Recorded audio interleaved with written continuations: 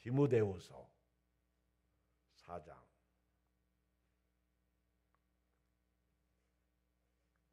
디모데후서 4장 1절로 8절입니다. 교독합니다. 346쪽입니다. 346쪽 디모데후서 4장 1절로 8절입니다. 346쪽 하나님 앞과 살아있는 자와 죽은 자를 심판하실 그리스도 예수 앞에서 그가 나타나실 것과 그의 나라를 두고 엄히 명하노니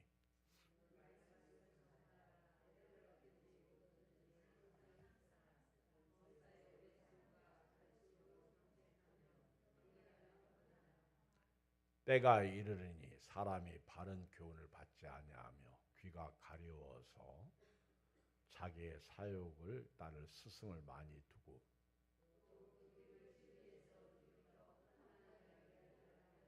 그러나 너는 모든 일에 신중하여 고난을 받으며 전도자의 일을 하며 네 직무를 다하라.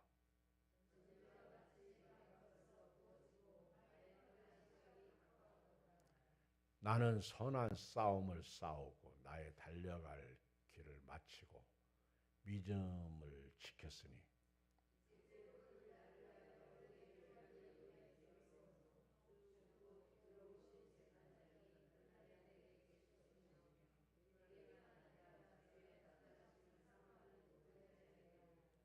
아멘. 디모데후서는요 목회 서신입니다. 목회 서신. 바울이 이제 믿음의 아들 디모데에게 쓴 목회 서신인데요. 바울이 감옥에 복음을 전가하다가 몇 번 갇힌 적이 있어요. 첫 번째 우리가 바울이 감옥에 갇힌 것을 아주 기억하는 유명한 말씀이 사도행전 16장에 보면 빌립보 감옥, 바울과 실라가 그 감옥에 들어가서 하나님 앞에 기도할 때 옥터가 움직이고 옥문이 열리고 그리고 죄수들이 막 다 도망간 줄 알고 간수가 자결을 하려고 할 때 사도 바울이 내 몸을 해하지 말라. 다 우리가 여기 있노라. 그때 간수가 선생들아 우리가 어떻게 하여 구원을 얻으리까? 주 예수를 믿으라. 그리하면 너와 네 집이 구원을 얻으리라. 그때 빌립보 감옥의 간수가 예수님을 믿고 자기 집 가족 모두가 다 침례받고 구원받은 사건이 나옵니다.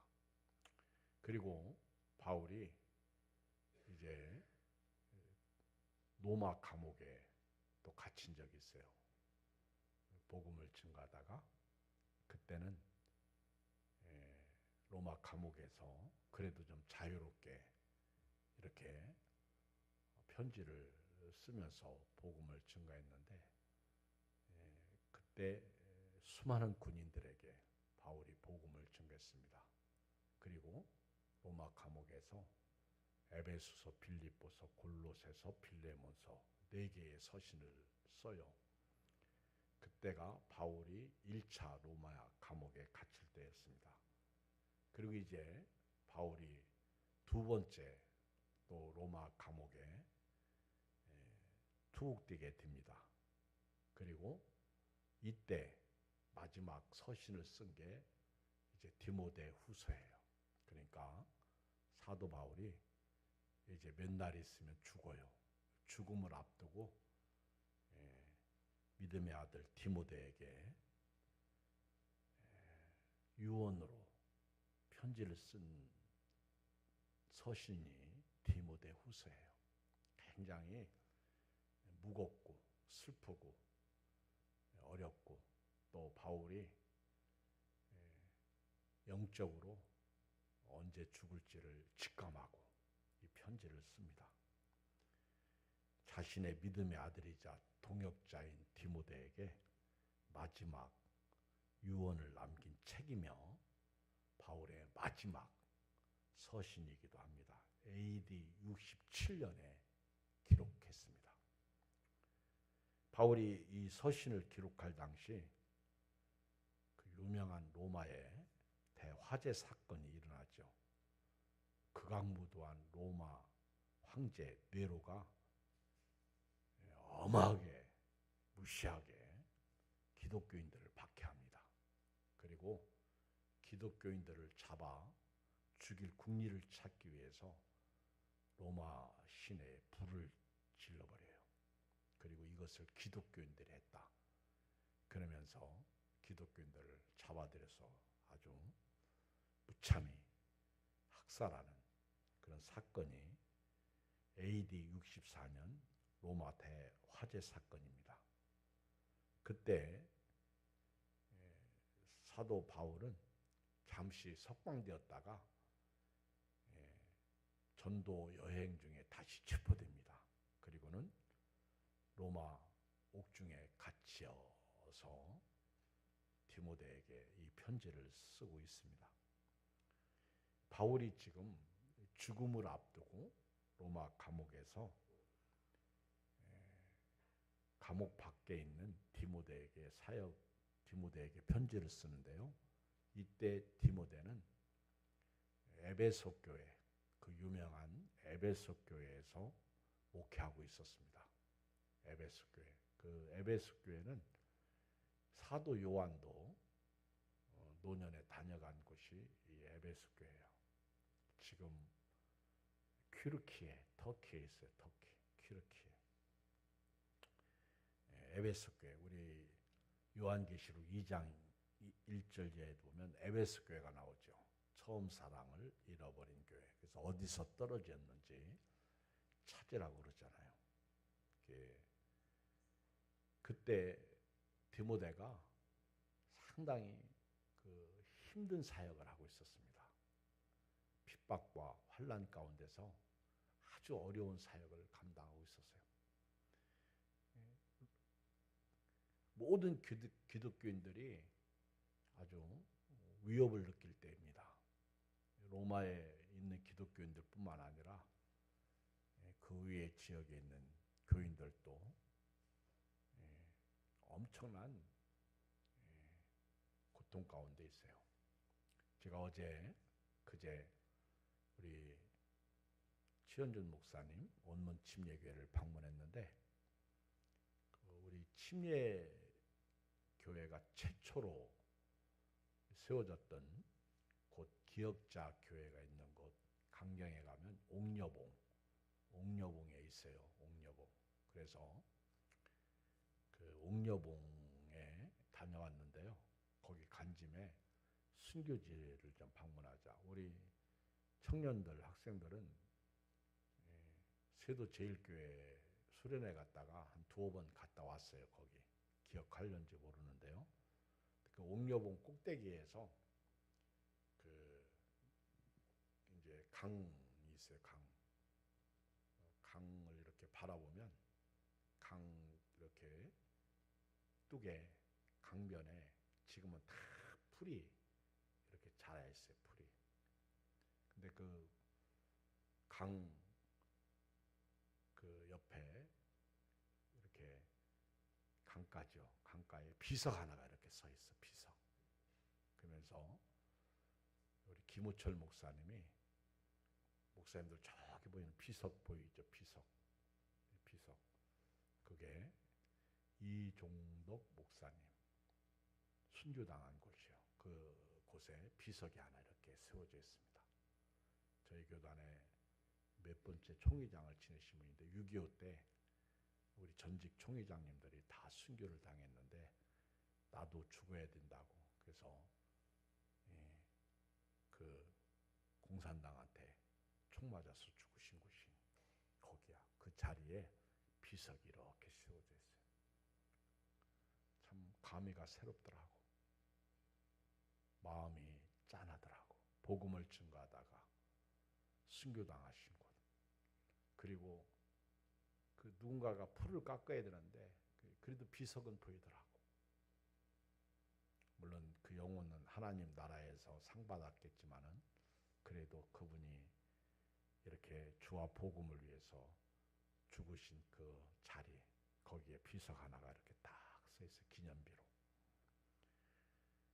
지금 바울은 죽음을 앞두고 있고, 그리고 디모데는 아주 어려운 사역을 감당하고 있어. 오늘 한국 교회가요 참 어려워.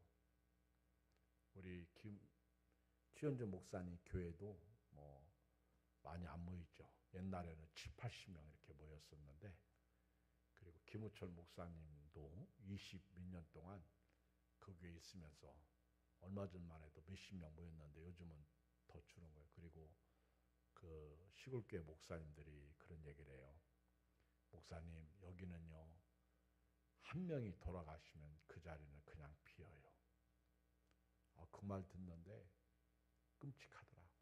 한 명이 돌아가시면 그 자리는 빈대. 그러면서 어떤 분은요 몇 년 동안 있는 동안 90몇 명을 장례 치렀대. 그러면 90몇 명이 하나님 나라에 가고 없는 거예요. 그러니까 교인이 없는 거예요. 그러면서 이분들이 하는 말씀이, 그래도 전도할 사람은 많은데 전도가 안 된다는 거예요. 그래도 예수 안 믿는 사람이 많은데 그만큼 세상이 점점 악해져 있다는 거죠. 살 길을 주고 생명을 주고 천국을 줘도요 안 믿는다는 겁니다. 저도 오늘 누군가에게서 그런 얘기 들었는데, 어떤 분이 있는데요, 요양보호사인데 코로나 전에는 교회를 잘 나가다가 코로나 이후에 벌써 교회를 몇 년 동안 안 다닌 거예요. 그러니까 코로나하고 합치면 한 벌써 5년, 6년 이렇게 돼버린 거예요. 근데 그 누구도 그에게 교회를 가자 그렇게 말하는 사람이 없는 것 같아. 자기가 다녔던 교회는 20년을 다녔대. 그런데 그래도 교인이 많은 교회래. 그런데도 불구하고 교회를 가자고 하는 사람이 없나 봐. 제가 지난 주일날 오후에도 서로 돌아보아 사랑과 선행을 격려하며 모이기를 피하는 어떤 사람들의 습관과 같이 하지 말고 오직 권하여 그날이 가까움을 볼 수 있도록 더욱 그리하자. 우리가 서로 돌아볼 때입니다. 믿음의 도리이신 예수님을 굳게 잡고 우리가 서로 돌아보며 사랑과 선행을 격려해야 됩니다. 그렇지 않으면 교회가 세워지지 않습니다. 그래서 그런지 우리 어떤 분이 새벽 기도를 와요. 나는 깜짝 놀라서 왜 오냐 그랬더니 기도할 일이 있어서, 기도할 일이 영혼 구원 때문에 기도할 일이더라고. 그래서 제가 감동 먹었어요. 여러분, 지금요 내버려 두면 다 지옥 갑니다. 그래 바울이 자기도 지금 죽음 앞에 있어요.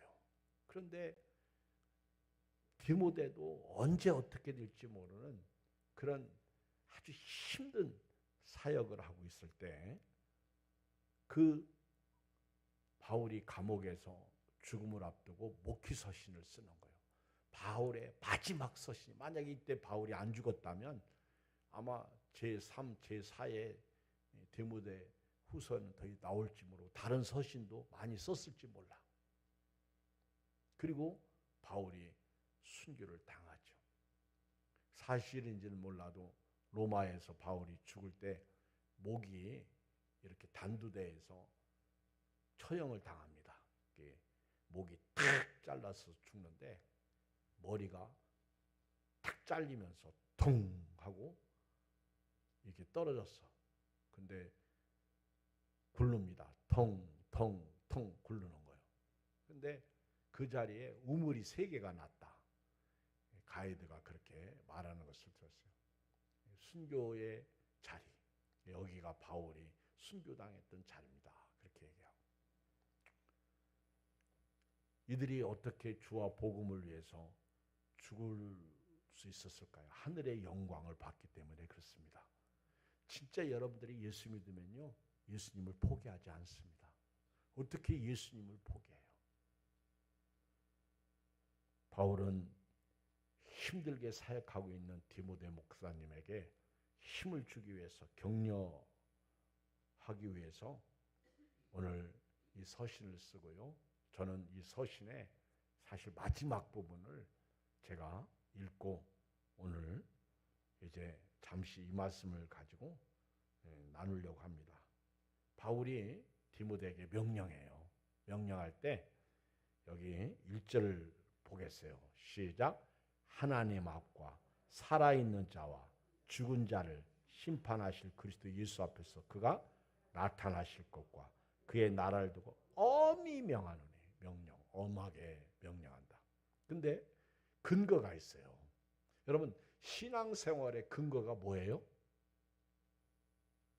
여러분들이 왜 오늘 또 피곤한데 밥도 못 먹고 예배당에 나와서 예배드려요? 왜? 그 신앙생활의 근거가 뭐예요? 예수님이에요. 예수님 십자가예요. 그 은혜 때문입니다. 우리가 좀 더 고상하게 말하면 사랑을 받았기 때문에 사랑을 하는 거예요. 예수님 때문에. 바울이 디모데에게 격려하기 위해서 그렇게 고통당하고 힘들게 사역하는 디모데에게 이 편지를 쓸 때 사도 바울이 근거가 있어요. 근거. 바울이 인간적으로 디모데야, 너는 내가 믿음으로 나왔다. 이렇게 말하지 않았어. 디모데야, 너는 나에게 있어서 아주 소중한 사람이다. 이렇게 말하지 않았어요. 물론 아주 소중한 사람입니다. 그러니까 디모데에게 편지를 썼죠. 죽음을 앞두고 그 어떤 사람도 아니고 디모데에게 썼단 말이에요. 그러면 엄청난 디모데를 사랑하고 디모데하고 좋은 릴레이션, 관계를 맺고 있었어요.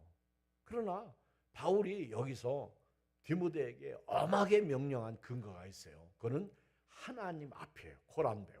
그리고 살아있는 자예요.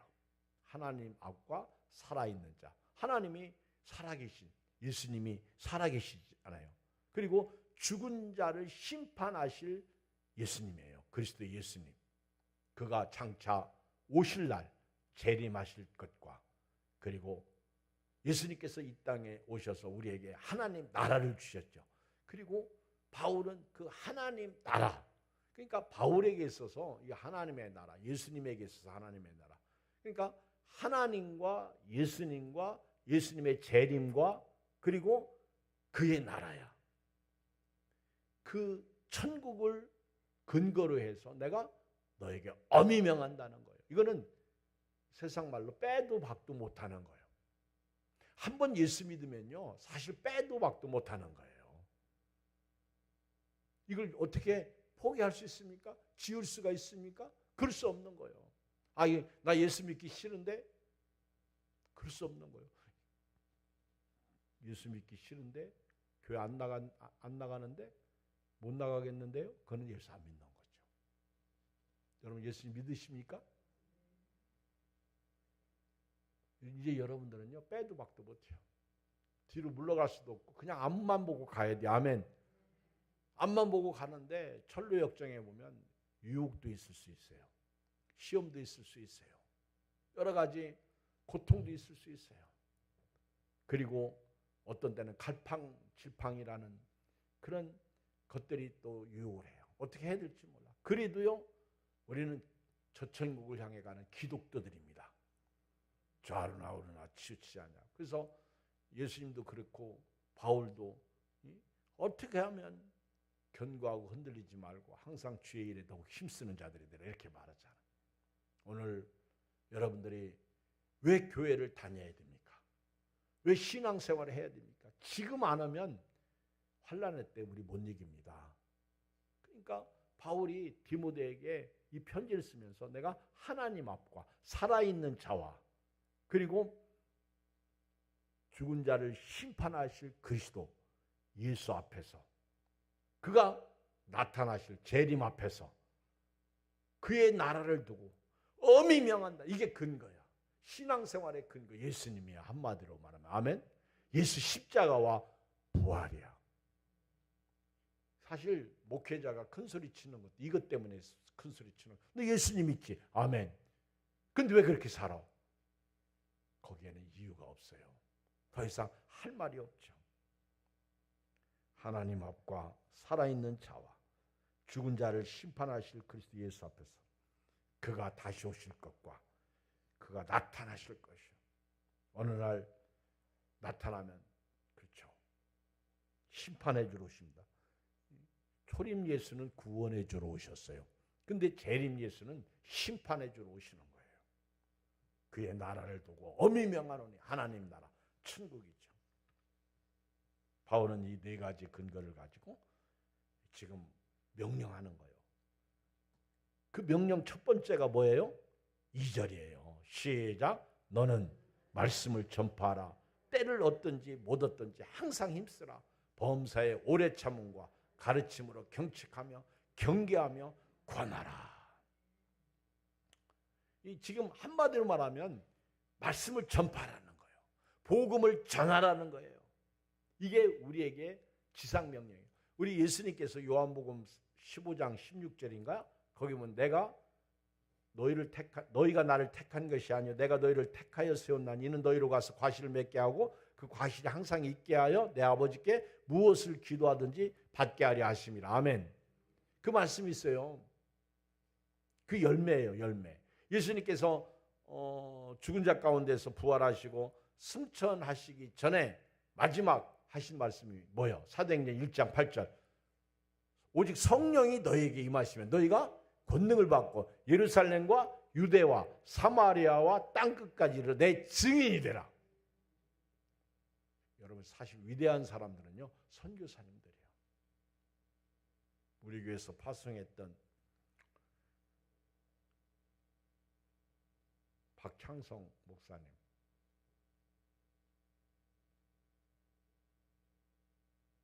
아프리카 선교지에서 코로나로 돌아가셨죠. 많이들 죽었어요. 코로나로. 그분은 죽으려고 갔더라고 보니까. 나하고 나이가 같은데. 저보고 제가요 옛날에 몇 년 전에 그분 살아계실 때 그 간을 그분이 이제 그 간에 문제가 생겨서 생명의 위기가 왔어요. 그런데 그분이 간 이식을 아들한테 받았어. 그래서 살아난 거예요. 간 이식 받고 살아난 거예요. 은혜죠. 축복이죠.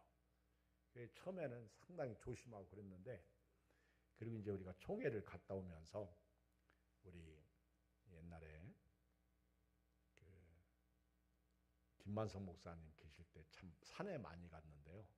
그때 이렇게 공릉능선이라고 진짜 내가 내 생에서 산 그렇게 힘든 산은 처음 봤어. 이게 얼마나 힘든지요. 하루 만에 이렇게 이제 왕복 그 타고 이렇게 오는데 진짜 피곤하잖아요. 근데 못 걷겠어. 너무 힘들어가지고. 그래서 이제 내려오는 길을 우리 박창성 목사님 알고 계셔. 우리가 다 얘기를 했고 마중 나오라고 해서. 근데 이분이 산 중턱까지, 그러니까 우리는 이렇게 삥 돌아서 내려오는데 그 내려오는데 중턱까지 올라오는 거예요. 저 때문에 올라오는 거예요. 내가 이 목사님이 제일 퍼질 것 같아서 이 목사님 배낭 들어주려고 온다고. 근데 그때 눈물 나더라고. 근데 나는 그때 몰랐어. 이분이 왜 나를 배낭 들어주는지를. 나중에 알고 보니까 자기 선교지 가는데 파송이라고 이분이 술을 쓴 거야. 그래가지고 그때 원래 또 친하게 지냈고 또 이분은요 하여튼 믿음도 좋아. 그냥 말씀을 그대로 믿는 분이요. 그래서 아주 신유의 사역도 하고 그랬던 분인데 그래가지고는 이제 우리 교회에서 파송을 했잖아요. 그리고 선교비도 보내주고 후원도 해주고. 근데 그렇게 가가지고는 복음 증거하다가 이렇게 코로나가 그를 데리고 갔는데요. 그분뿐만 아니라 코로나로 엄청나게 많이 줬어요. 제 동기 중에 하나는요. 그 코로나 딱 걸려가지고 죽음의 위기 있는데 그 비행기를 그분 태우려고 가가지고 태워서 와가지고 한국에서 치료받고 살아났어. 그런 분도 있어. 근데 그때 든 비용이 어마어마한 숫자야. 그분 하나 살리려고 그렇게 어마무시한 돈을 들여서 살리더라고. 지금도 선교지에서 사역하고 있어. 그분은 아마 평생에 그 은혜 잊지 않고 죽으면 죽으리다 하고 사역을 할 것 같아. 여러분, 선교지에 있는 분이나 시골에 있는 분이나 도시에 있는 분이나 지금 우리가요, 때를 얻든지 못 얻든지 오늘 2절 말씀처럼 복음을 증거해야 될 줄 믿습니다. 여기 보면 너는 말씀을 전파하라. 때를 얻든지 못 얻든지 항상 힘쓰라는 거예요. 범사의 오래 참음과 가르침으로 경책하며 경계하며 권하라. 여러분, 이 복음 증거에는요, 오늘 또 우리가 커피 전도를 했어요. 커피 전도를 했는데 어제는 선거 날이라 못하고 커피 전도를 하는데요. 여기 보면 커피 전도를 통해서 얼마나 많은 분들이 예양교회 오겠어요. 우리 옛날에 할아버지 할머니들 그렇게 밥 대접하고 섬겼는데 얼마나 많은 분들이 우리 예양교회 왔어요. 그렇지 않아요. 그런데 이 모양 저 모양으로 그들에게 복음을 증거하는 거예요. 그때는 이영훈 권사가 설교하면서 얼마나 많은 복음을 제시했어. 그렇게 교회에 와서 나중에 그들은 핑계 댈 수 없을 거예요. 오늘 전도하면서도 전도지 주면서 예수 믿고 천국 가세요. 예양교회 나오세요. 어떤 분은 예양교회 지난 주일날 가다 보니까 문 닫혔던데요. 문을 완전히 폐쇄했던데 그래서 우리 교회 그런 교회 아닌데요. 주일날 문 열었습니다. 했더니 아니라고. 제가 열고 있었다는데 자꾸 그분이 아니라고 그러는 거예요. 우리 예양교회 절대로 문 닫지 않습니다. 그리고 더군다나 성도님께서 교회 가는 그때 시간에는 문 활짝 열어놓고 있었다고 했더니 아닌데 그분 고집 세대. 아니 담임 목사가 문 열었다고 그러면은 그렇게 시인하면 되는데 참 안 믿어. 그래서 제가 이리 오시라고 우리 예양교회 가르쳐드리겠다고. 그리고 딱 보여줬어. 저게 예양교회입니까? 그런데 잘못 알았네. 눈으로 봐야 확인해야 믿어.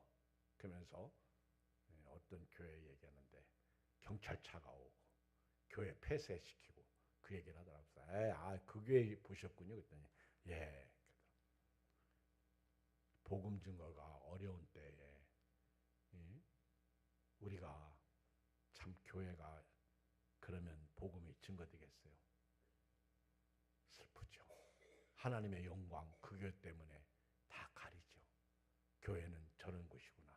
얼마나 많은 사람들이 그러지 않아도 지금 시대가요. 예수 못 믿게 하는 시대. 마귀가 얼마나 지금 막 풀악이야. 풀악. 극성을 부리고 있다는 거죠. 이런 때 바울은 디모데에게 말씀을 전파하라. 디모데 목사에게 말씀을 전파하라. 때를 얻든지 못 얻든지 항상 힘쓰라.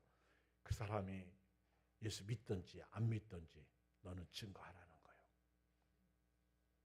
하나님께서 준비된 영혼 사용하시면 선택하시면 되는 거죠.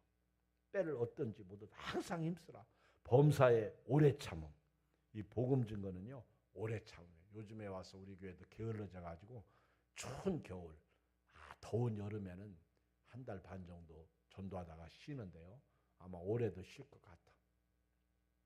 그런데 때를 얻든지 못 얻든지 항상 힘쓰라. 그리고 범사의 오래 참음과 가르침으로 경책하며 경계하며 권하라는 거예요. 마지막 때가 되면요.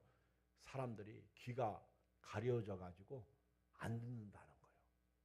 그리고 사랑이 식어진다는 거예요. 하나님에 대한 사랑, 이웃에 대한 사랑이 식어지는 거예요. 옛날도 그랬고 지금은 더합니다. 이때 3절 4절 보세요. 3절 4절 시작.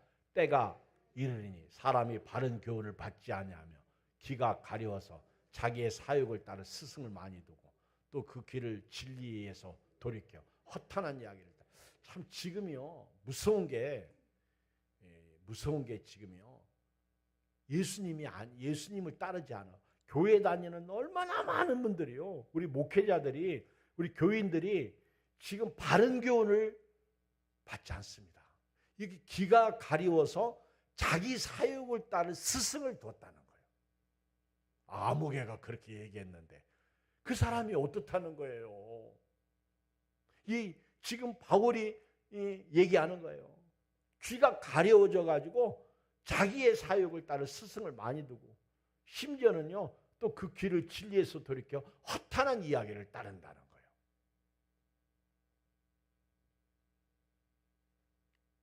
정치도 그렇고 사상도 그렇고 지식도 그렇고. 제발요, 교회에서는요, 전 요즘 정치 얘기하지 않습니다. 기도만 하고 있습니다. 저도 영적으로 어느 정도 알아요. 그렇지만 하나님이 다 뜻이 있어서 하는 거예요. 그 어느 쪽도 요즘은요, 잘했다 못했다 함부로 얘기할 수 있는 것은 없어. 그러나 중요한 거는요, 우리는 이런 시대일수록 예수님에게 초점을 맞추고 예수님을 스승으로 모시고, 일만 스승이 있으되 오직 우리의 스승은 예수님 한 분밖에 없어요. 그 예수님을 믿고 승리하실 주를 축복합니다.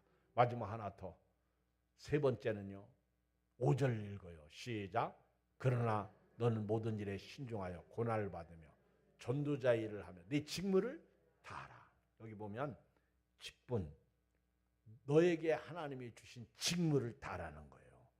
오늘 이 밤에 여기 계신 여러분들, 목회자는 목회자의 직무가 있고요, 장로님들은 장로님의 직무가 있고요, 권사님들은 권사님의 직무가 있고, 성도는 집사님은 집사로서, 성도는 성도로서 직무가 다 있어요. 지금 이 말씀을 읽으면서 이게 이미 세상을 떠난 디모데에게만 하신 말씀이에요. 이 성경이 오늘 기록됐을 때 전도사님은 전도사로서, 사모는 사모로서, 여기 계신 여러분들은요, 여러분들의 직무를 다해야 돼요. 그 전에 보면 너는 모든 일에 신중하여 고난을 받으라고 그랬어요. 전도자의 일을 하며 네 직무를 다하라. 쉽게 말하면 이 직무를 감당하는데 신중하라. 복음과 함께 고난을 받으라. 전도의 일을 하라는 것이죠. 에베소 6장 19절에 보면 또 나를 위하여 구할 것은 내게 말씀을 주사 나로 입을 열어 복음의 비밀을 담대히 알리게 하옵소서 할 것이니 이 일을 위하여 내가 쇠사슬에 매인 사신이 된 것은 나로 이 일에 당연히 할 말을 담대히 하게 하려 하십니다. 오늘 여러분들에게 주신 직무가 뭐예요? 우리 그리스도인들의 직무가 뭐예요? 예배드리고 기도하고 교제하고 봉사하고 전도하고 교회를 살리고 세우고, 이런 일이 직무죠. 직무를 다하라는 거예요.